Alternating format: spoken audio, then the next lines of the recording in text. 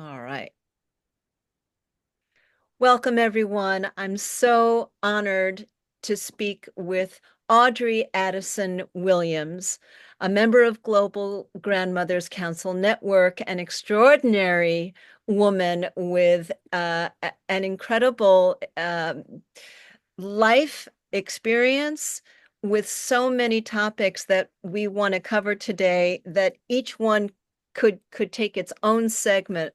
We could talk about the election coming up tomorrow as we record this, right? Because Ms. Audrey is someone who ran for president in 2016, and we want to hear more about that. We want to hear about this global awakening of women all over the world. It seems a tidal wave now, and Miss Audrey was at the spear point of that 10 years ago. She is well versed in finance, in banking, in leadership, in writing. She was a contributor to Huffington Post. Uh, and I want to ask her so many questions. She's a very experienced speaker, and I'm sure she's going to cover what we need to today. Miss Audrey, thank you so much for agreeing to this interview. Sandra, I'm honored. I feel honored to have been asked. The sweetest word that I know is grandma.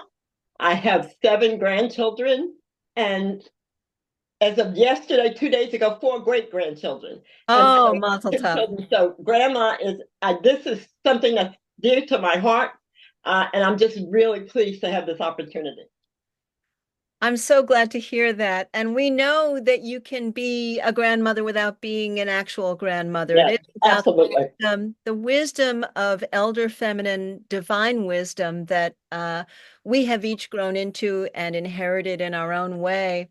I wanted to start off by asking you, please, about what I read about when I did some research, your radical spiritual awakening in 1986. If we were to move back, let's start there as the starting point. That's a great starting place because my life today would have been totally different without it. So I'm a recovering Pentecostal. Okay. If it looked good, smelled good, and made you laugh, it was a sin. Okay, so I was the middle of 11 children. My dad was a minister. My mother was a mother in the church, really a minister as well. We could not wear pants. We could not wear makeup. We could not wear jewelry until someone came from Africa and told my father that was all right. We couldn't dance. I mean, so we were raised in many ways. You're looking back on it, you could say a cult because we didn't have sleepovers. It was our family and it was the church. From the time that I was 8 years old, I have been having conversations with Jesus. Now, it's important to know that my father was born in 1898. So, by today's standards, he was a misogynist. He was 22 years older than my mother. And he would preach that he could not hear a woman pray, that a man had to intercede for her. So, imagine me think I'm having these conversations with Jesus, and Jesus is telling me I'm not in that. That's not me. And so I thought I was crazy. I got involved in very self-destructive behavior because it didn't make any sense to me. I had a love and still have a love and passion for Jesus that was unexplainable. My sister Cynthia, who's now gone, she was older than me, but her room was the only place in the house that was clean and not inhabited during the day because she worked. And I would go in there and close the door and I would put on the gospel record, Mighty Clouds of Joy, use me, Lord, in thy service. And I would just weep, asking Jesus to use me. And so it was, so at 13 years old, I started drinking vodka in this religious household. And for the most part, I drank almost every day from 13 to 33. I was a very professional drunk. I was a very sophisticated drunk. The My children, especially my son, really knows the worst of it. For the most part, I was a respected business person. And so February of 86, I had asked my children's father to leave. Now you have to understand that divorce was not something that was even talked about in my family.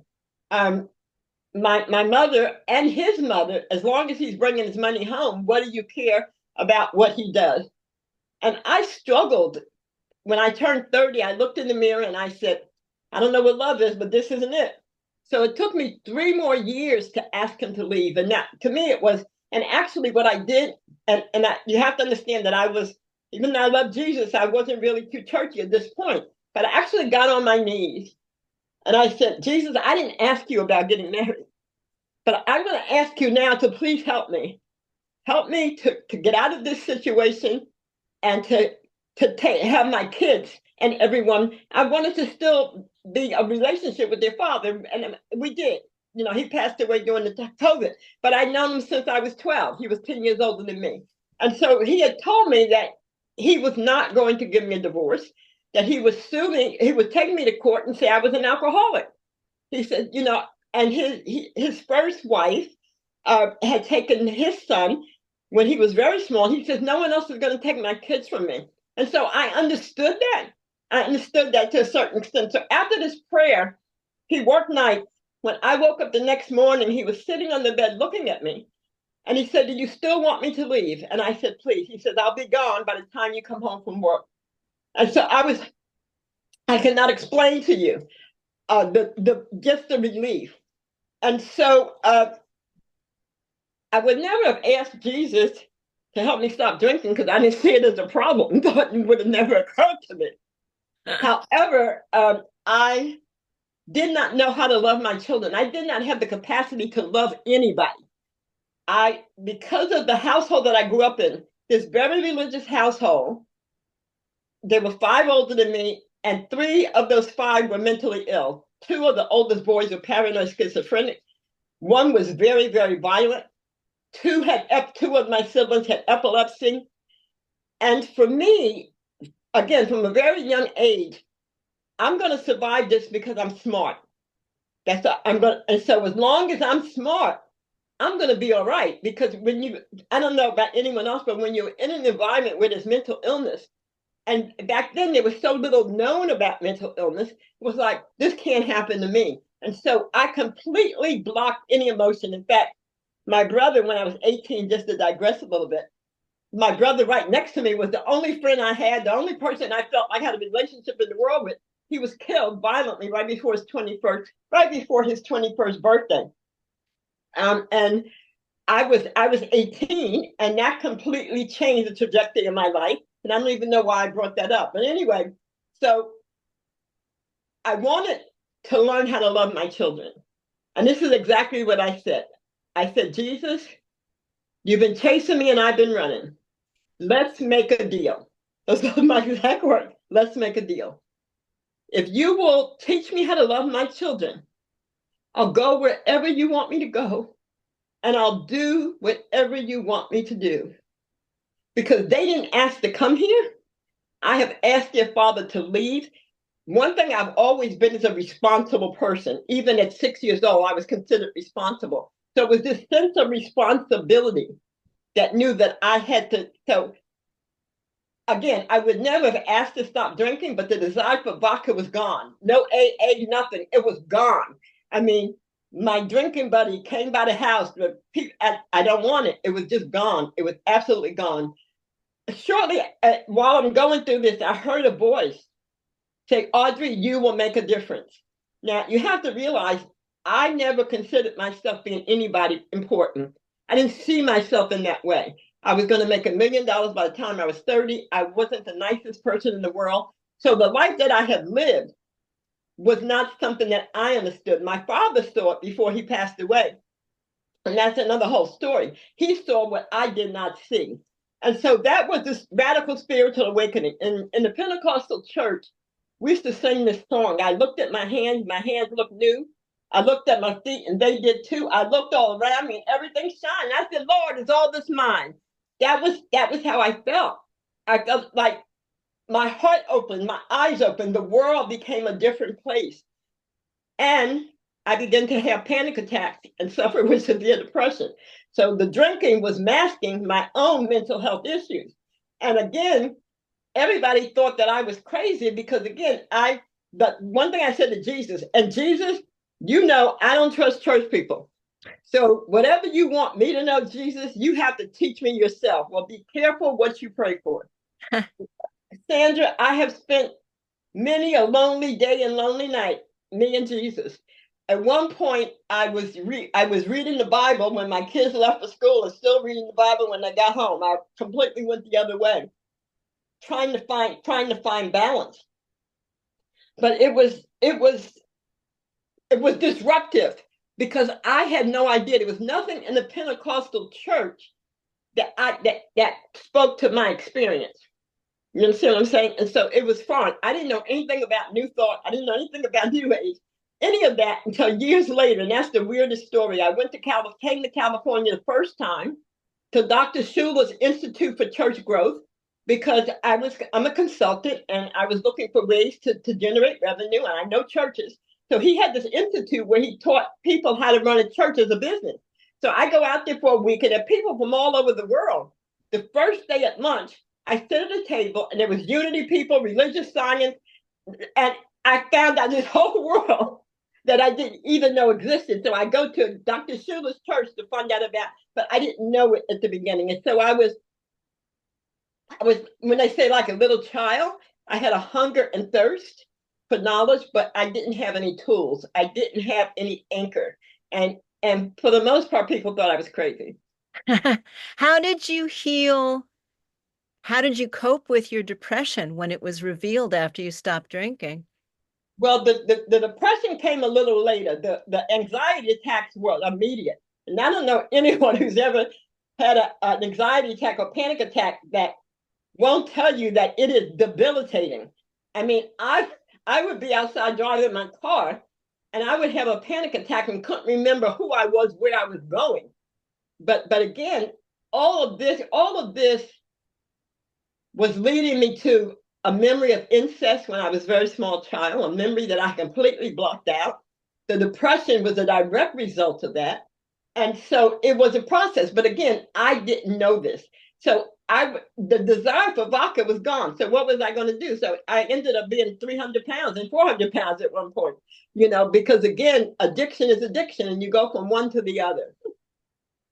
But Under I prayed, but the first book, and this is so important, the first thing that helped me after this prayer, Scott Peck's book, The Road Less Traveled. Are you familiar with it? I am. I remember that book. So he says, love, when I pastored a church in North Carolina, and I wanted everyone to bring that book to church. More than the Bible, I preached from that book. But he said, love is not a feeling, it's an action. And he said, the first act of love is to listen. And this was it, I have a 4-year-old and 8-year-old. I've asked their father to leave. I'm having anxiety attacks. I'm not drinking anymore. And he's telling me to listen. And he said, you have to be able to bracket what's going on with you to create a space. And Sandra, it felt like my tongue would not work. My daughter would not want to go to her room. Again, it was very disruptive for both of my kids, and I had their father there. And I would have to say, Therese, mommy spend time with you now. Mommy needs time to herself. And it was so awkward. It felt so strange. But that's the beginning of power. When we can speak what we need, when we can say yes, when we need to say yes, and know that's the beginning of power. And so for me, I didn't realize it. I was becoming empowered. How did you go from there with synchronicity or through your own education? You said you were smart, you were a bright young woman. How did you get into finance and banking and Okay. did that? I stumbled into that. And that's a great question. Again, this may be difficult to understand. So I was the middle of 11 children. Only my brother, who was right older than me, who was my best friend, I did all of his book reports and he failed gym, just to give you some idea. And so sitting at the dinner table one day, my father said, Audrey, what will it take for you to get your act together and to graduate? Because only Cynthia had graduated of everyone. And immediately out of my mouth, I said, I want a new car. Well, I drove the new car to graduation. But for me, if I'm going to get a new car, I'm not just going to pass. So I went from failing almost everything, cutting class, to graduating number 16 out of 400 students in my senior year. So I completely turned it around. Now, I was accepted at Columbia Barnhart. I was accepted at NYU, a number of schools. I didn't know the reason why until my father had passed. But my father and mother went with me to the Columbia. They went with me to NYU. Well, of course, it was the 60s, and you had people laying out on the floor, stoned, and all of that. So it wasn't exactly what they expected, or maybe it was. But anyway, they said, we're not going to fill out the financial aid forms. Later on, I realized that I could have said, I'm going to do it on my own, but that never occurred to me. Yep. And so in the last year of high school, I was in a program called DECA, Distributed Education Clubs of America. And people had told me, if you go in this program, you're not going to go to college. That wasn't true. But something in me came alive because as part of the curriculum, there was marketing, there was sales. We had job interviews. We traveled around the state. I actually went to Texas. My mother cooked barbecue, and the whole class went to Texas for. And so something in me was shifting. So the job that I had as a senior, I relieved work half a day, was at a bank. And so again, you have to understand, Audrey, I'm looking around and there's no women. The one woman who has any power has no power. She's like the puppet, to all of the men. And I'm seeing this structure for the first time. And I'm like, what the hell? So it was an awakening because I had not been in an environment like that. And so from there, so my father they would not fill out the financial aid forms. So I went to the American Institute of Banking I got 3 different certificates. And one day I'm telling my father how disillusioned I am at the bank and I'm never going to get promoted. And he said, and both my parents were like this, is this something you want to complain about or you want to do something about it? That's how they both and so I looked at him and he goes, quit. And I blah, blah, blah, blah. So he goes, give a 2-week notice. And I did. Well, by the time the 2 weeks came, I had a job with, I think it was Aetna Insurance Company, and another offer with Beneficial. I took the Beneficial finance. Now, again, I started as a clerk taking the payments at the counter. But again, I'm observing what's going on. And there was a position for an assistant manager because the person had quit and they didn't have anybody filling the position. So I said to my boss one day, I said, I can do that job. And he said, oh, please. I said, I can do the job, And I kept saying it. Finally, when the supervisor came, I said, I can do that job. Well, they gave me they gave me the seat and they gave me the assignment. They didn't give me any money. But I was the best darn collector they had ever seen. Right. I mean, before computers or anything, I was able to find people no matter where they went in the world. And so I was extremely valuable. If you had a car that we were trying to find, or if you had skipped out on the bill, anywhere in the world, I had followed people to work. I was like a detective. Huh. And so I really, really, I excelled in that position. So assistant manager, then I became collection manager. And I was called the token. You have to understand, there was no women. There were no women, black or white at this point.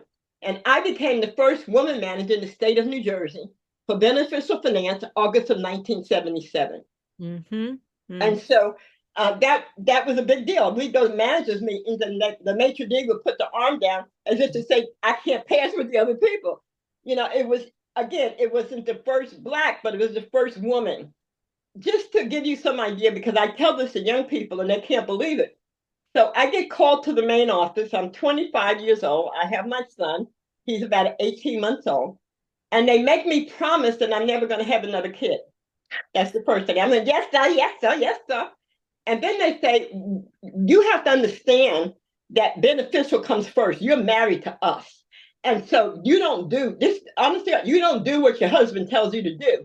You do what we say do. And so again, how naive, but that's the type of control and the tension that I had in this job. I mean, at that point, I was willing to say yes to anything. It took me a few years before I began to see how corrupt this whole institution was and to begin to find my voice again. And that's another long story. But so that's how I got into banking and finance. And from there, I worked at many banks, different categories of, a lot collections, loan officer.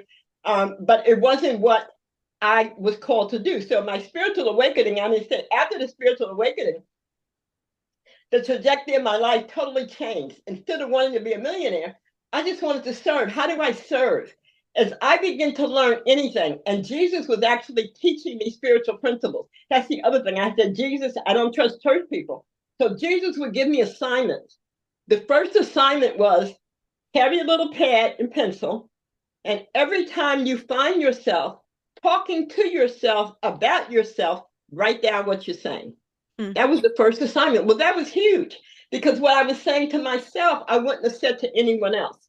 All right. And so Jesus was teaching me and guiding me in this path. And I'm a reader. You know, books fell off the shelf. This is an interesting story. I was at the house of a friend we had known all of our life through the church. And I was there with my kids on a Sunday afternoon. And as I was leaving, the husband said, there's a box of books in the back, because everybody know I love to read. There's a box of books in the back. Why don't you go look? You can have what you want. So I went and picked out a few books. I'm headed out the door, and Ben's running behind me. He goes, you forgot a book. You forgot a book. Now, he had never read the book. It was given to him by his uncle when he graduated from college. The book was Three Magic Words by U.S. Addison. You are God. I read it without sleeping. I read the whole book without sleeping. So it just fell into your lap. Well, And again, he that hungers and thirsts after righteousness, ask and shall be given, seek and ye shall find. Nothing has been more important to me than my spiritual path since February of '86. Nothing. It has been and I'm not a saint. It's just my yearning. Yeah. My heart and my soul is serving Christ, is embodying Christ, is to be Christ in the world. And how did that land you into your work in Africa and with emerging economies and I'm sure working with women in those emerging economies? Oh, absolutely. I have to go back to my father because again, you know, we are our parents to a great extent. One of the things I've learned, and so I've been writing my memoir for about 10 years now. It's called Pain to Power. The book that I'm writing today is not the book I would have written even 2 years ago, because I see it so differently. You know, it was the same family, the same dysfunction, but I see the pearls, I see the good, and I see it within a context of all of it. And so my father, there were 11 of us. My father was born in 1898. His father was born a slave. Slavery ended just after his father was born. Wow. And so I don't know if you know who Marcus Garvey is or you know the term Black nationalism. So my father was a Black nationalist. One of the reasons I learned to speak at a very young age is I would go to Harlem because I was born in the Bronx. I would go to Harlem. The Amsterdam News was a Black newspaper. It came out once a week on a Thursday. And I would hold his hand, go on the subway to Harlem, and they had boxes, wooden stands on the corners, you know, 125th Street and Lexington Avenue. And you had these Black nationalists talking. And so my father realized that I could talk better than any of them. And when he gave programs, he would put me up right there in front of somebody to really push them. But anyway, we were raised to believe we were African. You have to understand the context of our growing up. You came to the dinner table, you came dressed, you came and you had table manners. And so my father teaching went on at the dinner table. We were told we were Africans. Now there are people, I don't know how much you know about the Black community and the thing about being light-skinned. Of 11 children, me and my sister Sandra were the only two light-skinned ones. And we used to put our hands together, go, I'm darker than you, I'm darker than you, because we wanted to be dark. People will look at me and think that I'm privileged because I'm light-skinned. My daughter looked like a white baby when she was born, and she went through hell with black girls. But again, I was told I was African. Most of them were dark, so I wanted to look like everyone else. So my father, the church that he ran, he took it over after a woman who came from Africa, Laura Adolphus Coffey. She was a part of Marcus Garvey's program and then started her own. And she had started the African Universal Church. So the story goes that in the village in Ghana where she was from, her father was a king, and they cast lots. Someone needed to go to America to build bridges between the ones that had left as slaves. And the lot fell on her. She was a woman. She refused to go. She became deathly ill and she finally came. The story goes that she was married. As soon as they got landed in New York, she was separated from him and never saw him again.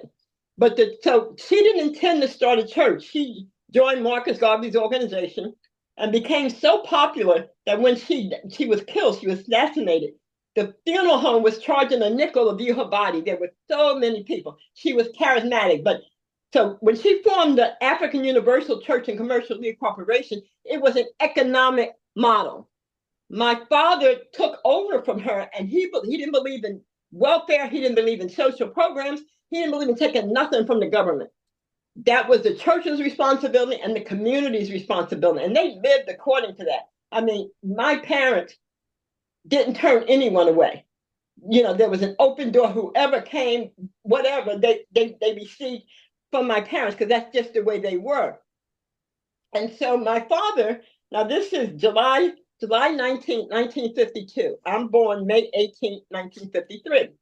So the story is, it's middle of the day, it's a weekday. My father's at the church. So in New York, we lived half a block from the church. So he's on his knees at the church at noon hour, and his hands are raised, and he's wailing to God. Why are Black people, why are Africans, why are we so poor?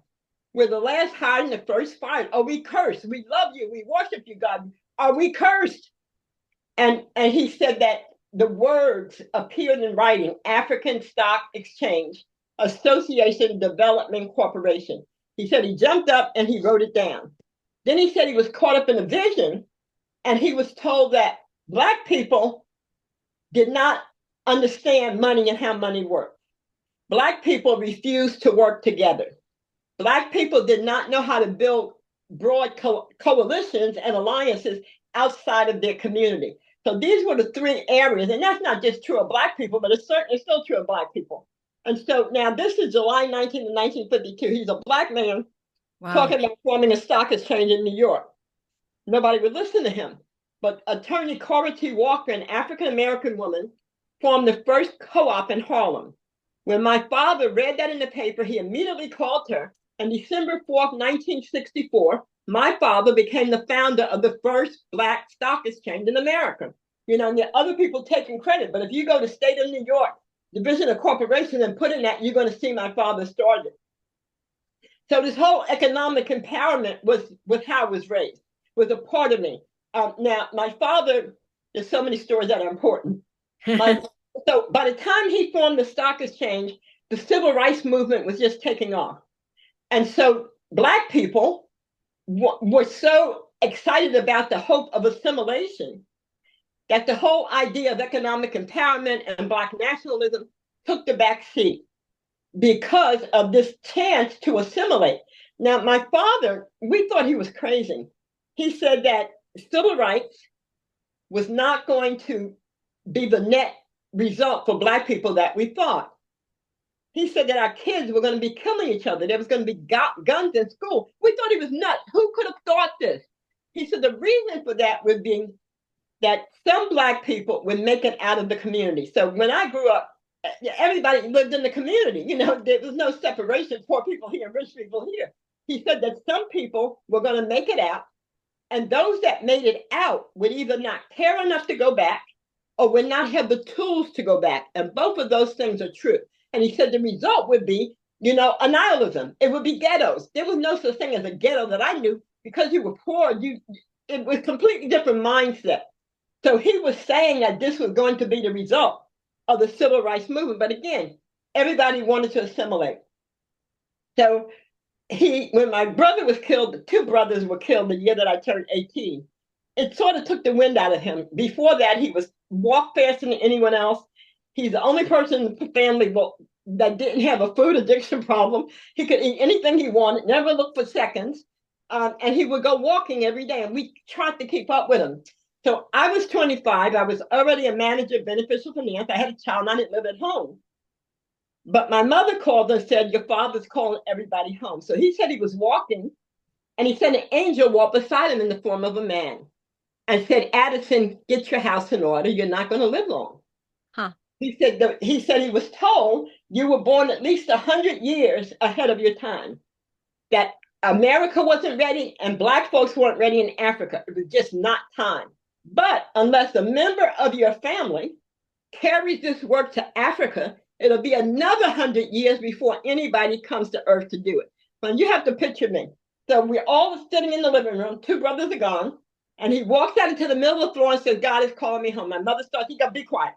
He walks in the middle of the floor and goes, one of you, one of you, one of you. And for me, it was like a no-brainer. I may be African, but I darn sure ain't going to know Africa, you know. It was just not on my radar, not me. And I'm the only one of my siblings that have been, you know. And so it was so amazing. Before he died, I did not, so he had throat cancer. He had not smoked cigarettes in 50 years, but he died of throat cancer. And the day before he died, he had called for me, and I would not go to the room because it was freaking me out. The few times that I went right before he passed, he would take my hand and he would go, help me, Audrey, help me. Now, I was not his best child. I was not the obedient child. And so what the hell was, and I knew he was not afraid to die. I'm not afraid. I mean, I knew he had no fear of death. So I was like puzzled, help you do what? It just made no sense to me. Many years later, you know, I was guided to call somebody who really didn't know me at all and ask her what she saw. And when she said, you're called to preach the gospel of Jesus Christ, my father's face, Audrey, help me. So he knew, he saw that, but I had no clue. So again, life has a way. I was stumbling into this. I was becoming all that I am today, but I mean, I did not know that. You were your father's daughter. Yes.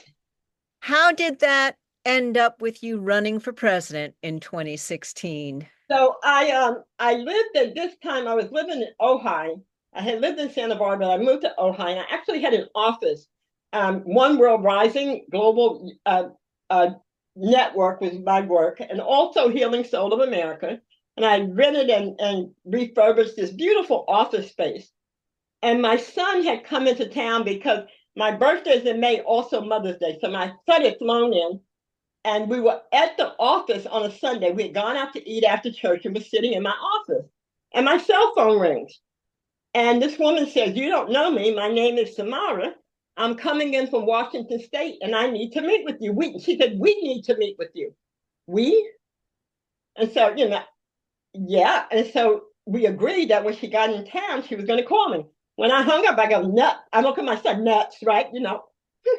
So they get in town. It was Samara, a Caucasian woman, Cliff, a Black guy who was her boyfriend. I didn't know it at the time. And then Dorman, a Caucasian guy. How they all got together, I don't know. But when they called, they were all on the phone going, we want to meet you, we want to meet you. And I'm like, for what? You know, it didn't make any sense. So I invite them to my office. I have, you know, a small lunch catered. Now, Marcia Moreno, I have two friends that basically said when I met them, don't be talking to me about Jesus because we're atheists or agnostic. So Marcia was one of those people. She was an attorney, my dearest friend. And so she said, I want to come with you. So she's sitting there, and you have to know Samara. She's such a dear friend now. But Samara, when she's like emotional, she can't get the words to come out right. She sort of gets this blank look on her face. And so it was really weird. It seemed just really, really weird. Nothing was happening. And they said, can we come back tomorrow? And I'm like, what for? I didn't say what for in my mind, what for? When they came back the next day, I'm sitting here. Dorman is to my left. Samara's over there, and Cliff is over here. And Marcia wanted to come back. She's sitting in the chair. And so Dorman says to Samara, you promised that you were going to tell her. And I'm going to tell me what? You promised, and he's getting upset. You promised you were going to tell me what? And so Samara says, I don't know if you know who Gary Zukav is. I said, of course I know who Gary Zukav is. She says, well, Gary Zukav has predicted that a Black woman is going to be the president of the United States of America, and she's going to shift this entire nation. And we believe that that person is you. Well, and then Marcia, the atheist, says, this is the second coming of Christ. And I said, I got to go home. I got to get out of here. It was just because in my spirit, about 10 years before, it had come to me that I was going to be pregnant. It was insane. It made no sense. I had not spoken a word to anybody in 10 years. I had not spoken a word to anybody in 10 years, right? So for them to show up, so how do you say no to that? I mean, it was very, very difficult. The morning that I said, okay, Jesus, I'll do it. It's like the light poured into the room. And I heard Martin Luther King said, we as a people will make it to the promised land. And it was one of the most difficult things I've done, one of the most embarrassing, humiliating things I've done, but also a process that I'm so grateful for, because I got to know America. All this talk about red state and blue state, all I experienced was love. I listened to people. You know, I'm in Indiana and Illinois and all these places that white folks are not supposed to be nice to me. They're all congratulating me, you know, and it was just unbelievable. And so, you know, I met these people that were salt to the earth, white people, no college education, you know, salt to the earth. They never took anything from the government. They work hard. They all get together at night, have a beer, sit on the front porch. But they're good, decent people, you know. And so all this stuff about, you know, they hate it. It wasn't my experience. It wasn't my experience. I ended up hearing so many stories from white men and really seeing another perspective, really coming to understand the very broad way that affirmative action, the woman, so many things had marginalized men. See, we solve a problem by creating 10 more. But again, this awareness would not have come up had I not had this experience of being out there campaigning. Getting on the ballot is very, very difficult without lots and lots of money. But that's really not what I was supposed to do. I'm thrilled to back of our house, and I'm so glad it's not me. But again, I see how that I have so much respect for her, because that's a toxic field. Stepping into that field to be president is toxic, it's patriarchal, it's designed by men to oppress. And so I'm just grateful for her. She's not perfect. No one is, but she was born, I believe, for such a time as this. She has given me hope, a renewed hope.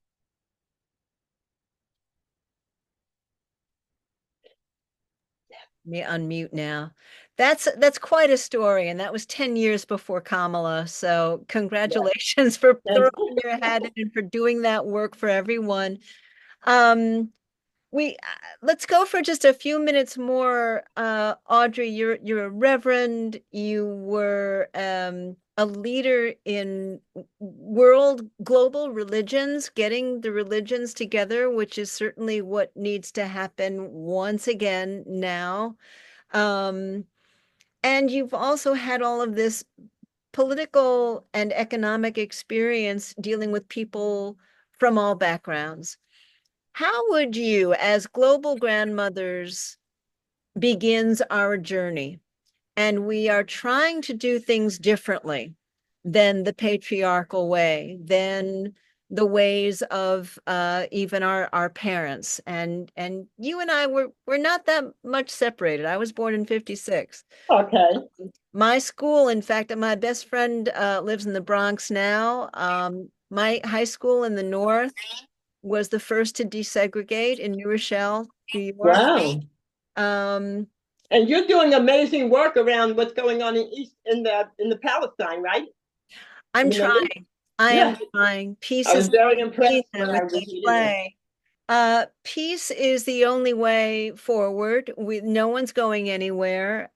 If we kill each other, there'll be no one left. So, yeah, the urgency of women's ascendancy to uh, carve the pathways, right, to move forward. We are right there. We are right now. So We are. Women are rising. women are rising. We have to get honest. We have to get honest.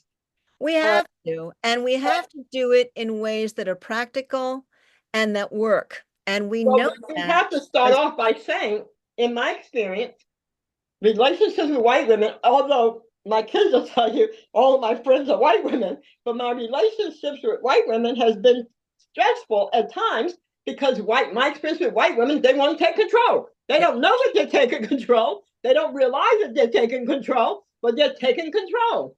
And it's offensive, it's painful, it's disrespectful, but I know that it's not intentional. Um, when you say, and I believe you, when you say that we don't want to do it according to patriarchy, but women are more patriarchal than men, and we have to admit that. We have to acknowledge that. We have to acknowledge those things about ourselves, the desire to control. White women want to be in control. White women freak the heck out, when they can't be in control. The thing, I was a Republican, Democrat, I ran as a Republican, but the thing that hurts me so much about the Democratic Party, because my work in the trenches has been with Democrats, that's who I was in the trenches with. But to be up close and personal with some of the most renowned Democrats in this country and be like, it's all bullshit. To my face, you're saying that you'll get on TV and talk about, racism and all that, when behind my back you're saying I'm only 12% of the population. All right. So, and it's not just one experience. I'm talking about years and years of experience of seeing just how disingenuous white women are. And again, Black women are angry. We have lots of reason to be angry, but our anger is toxic. There are Black women that I've had to block on Facebook because they wanted me to hate all white women. I mean, it was just like ridiculous. They would look at a post and tell me I'm kissing butt. I try and be open to everybody. When I say I love everybody, I really do. I don't like what some people do, but I have this love in my heart that I can't control. And so, so when we come together, it can't be blaming and shaming. There are Black people that want white people to suffer for everything that they've been through. That's bull. When I preach or teach, I often talk about, I see a forgiven world. I see a healed world. And someone will say, well, don't you want white people to suffer? Why would I want white people to suffer? Doesn't make any sense. It's illogical. We've all come through this story of America, but nobody is really a winner. And that's the point here. Black people think, well, they have money, they're a winner. They're white, they have privilege. White people are more messed up than Black people because of patriarchy, because of white supremacy. I have been in trainings with white men who were executives who were rolling on the floor crying that nobody loved them. They knew their wife didn't love them. If they weren't in the C-suite, they'd be garbage. So the self-understanding and self-awareness of white men, most of us never see. Most of us never see because it's not put out there. When you know that you have been put on a pedestal, not because you deserve it, because of the color of your skin, then you feel inadequate. And so there's this sense of inadequacy between white and Black. But Black people also, see, I was taught I was African, so I have never bowed my head to a white person. I lived in Georgia, and if I hadn't left, I'd have probably been killed. Because in Georgia, I mean, not that long ago, Black people were looking at the floor instead of at a white person. I could not believe how backwards it was because I wasn't taught that way. It wasn't how it was raised. And so we have issues that we need to heal, but we don't do it by blaming and shaming. We must speak our own truth and be willing to hear the other person and to realize that we have to do our own work. We're responsible for healing our own shit. I used to do, a workshop, and in it I would say, you don't have the right to puke your process on somebody else. You don't have that right. And it's not easy. Believe me, I have puked my process in years gone by on somebody else until I knew how to, handle myself. This is not easy work, but women are ready now. Women are ready. The energy is there. White women are coming into an awareness that they are called. You're called. You are called. It is your time. You're the most powerful voting bloc in this country. White women could change America overnight, not through marching. Smart. You know what I'm saying? And so I'm excited because I see the shift. I see the growth in my white girlfriends. I see the growth on Facebook between 2016 when the people were cursing me for running, and now. So, but the thing is, we are different. We're more alike than different, but there are differences culture-wise. There are differences in who we are and how we act. And so, again, if white people are going to be in control, sometimes you talked about culture. That's not the culture that we're used to. Now, having said that, I'm going to say it from the other side. So I did not think anything about indigenous original peoples. I'm ashamed of that. I didn't know anything until about 8 years ago. And Samara, again, gave my name to these people in Illinois, and they invited me to come and said it was a youth conference. Well, there was no youth conference. It was out of the 70 some people, I would say 75% of them were indigenous. And we were there for a whole week. And I heard the stories. I participated in some of the rituals. At times I just watched. But I felt the energy, I felt the pain. I began to want to know more about the stories. That was the beginning for me. And so recently, just a few months ago, I was talking with someone that I know very well, Chief Phil. He's a very prominent indigenous person. And we used to end up speaking at the same events. That's how we knew one another. And he had this vision, still has this vision. We're all indigenous. He has this vision of all people coming together in an economic support system, Africa, everywhere. So anyway, I was getting ready to go on a cruise, and I'm awake at 4 a.m. So I normally have my pajamas at 9. And so he had wanted to have a meeting. He wanted it before I left. When he sent me the agenda, I'm like, oh no. It was like, sister, this guy, sister, this one's gonna talk, sister, that one's gonna talk. And I go, oh hell no, I can't do this. I mean, but so again, it's understanding the cultural differences, right? I said, I can't do this. So he met with my team twice or 3 times while I was away.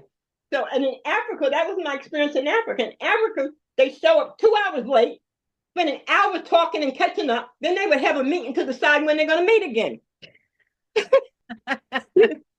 And so there are cultural differences. We're going to have to find ways to weave and to respect and to honor. Absolutely. Yeah. That's the way. That's the way to do it. And we are hopeful for tomorrow and for the Oh, days in absolutely. future. We have to be. We have to keep our resolve alive, which is exactly what you were saying, weaving a world that's better, safer, healthier for our grandchildren. And we And no one has the answer. None of us have the answer. We need each other. Our lives are interconnected, interlinked. No one has the answer. We all have a piece. that's And right. so And that's what we need. that's And the exciting thing. it's exciting. That's why we need to listen to each other. And these words of wisdom, I can't thank you enough. Ms. Audrey Addison Williams, Well, thank you thank you so much for so giving much. me the opportunity. Sometimes when I go back and think about my life, I go, did I really live through that? My goodness gracious. But it's a process. But I encourage anybody that the spiritual path is where you want to be on. Thank you so much, Sandra. Thank you so much. Thank you, Audrey. Take Bye-bye. God bless. care. All right.